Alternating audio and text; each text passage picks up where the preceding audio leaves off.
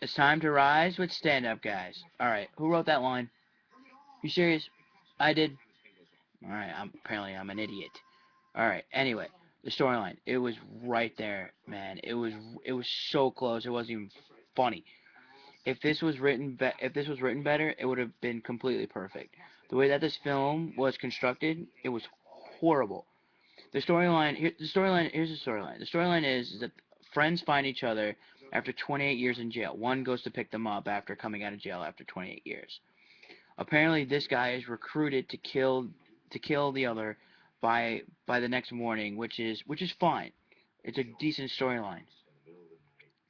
It's a good storyline, and if as long as you have the how, the why, and the what. I mean, otherwise you're screwed. If you don't have those, there is no film. Not that this film didn't have that. It was placed wrong. As well with the character development. The horrible, and I mean horrible character development. There were so many character development flaws in this film. I wanted to shoot the screen. It was that bad. It was either they released it too late in the film or they didn't show it at all. The thing is, as the film progressed, the development got better and more understandable. I was hoping it would show more in the beginning of the friendship, like maybe flashes of what happened. Like how did they become friends? Where did they meet? Like why are they such good friends? Why should I believe they're great friends? Or and as well as flashes of why are they in this bind? Why is he contracted to kill his best friend?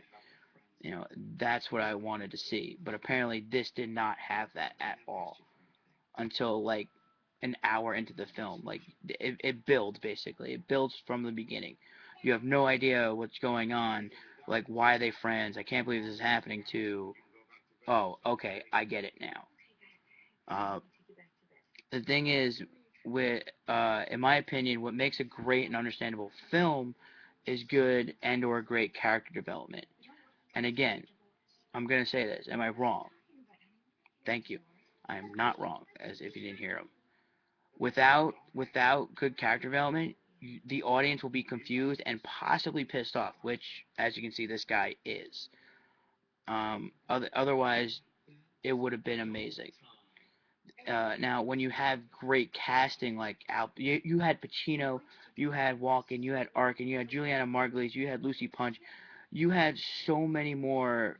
Uh, you had so many great faces in this film, and you think with great writing and producing, it would lead to great or maybe a fantastic film. But unfortunately, with a great cast, with this great cast, you have a somewhat film. It just goes to show you, with great casting comes a pretty great responsibility. You know, I just you have a great cast. You need to have a fantastic director and a fantastic writer.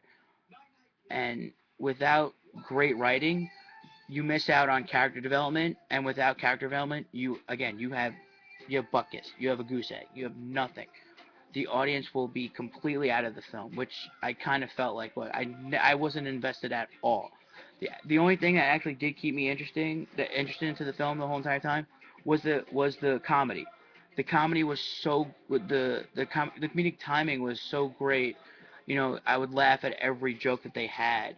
You know, it was an old guy film, and these old guys in a material world like it is today with all the gadgets and technology that we have, it was so funny to see them deal with it. One of my favorite scenes is when Alan Arkin drives the car with just a push start instead of a key. It was very funny. And what probably had me crying on the floor was the line that they had. That one line from They Live with Roddy Piper when they quoted his famous line from that movie. I came here to kick ass and chew bubblegum, but I'm all out of bubblegum. Fantastic line, fantastic people to say it.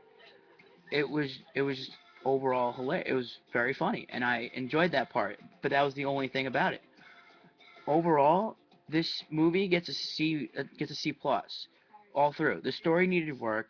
The acting, sometimes it's hard to understand those guys. The way that they talk.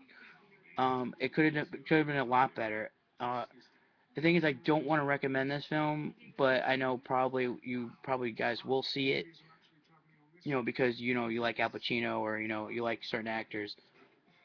I'm guilty because I do it from time to time. I do it almost regardless. Like this one behind me, and the one in my previous review. I mean, Avengers. I mean, come on. If you didn't see that, I got problem. You got problems.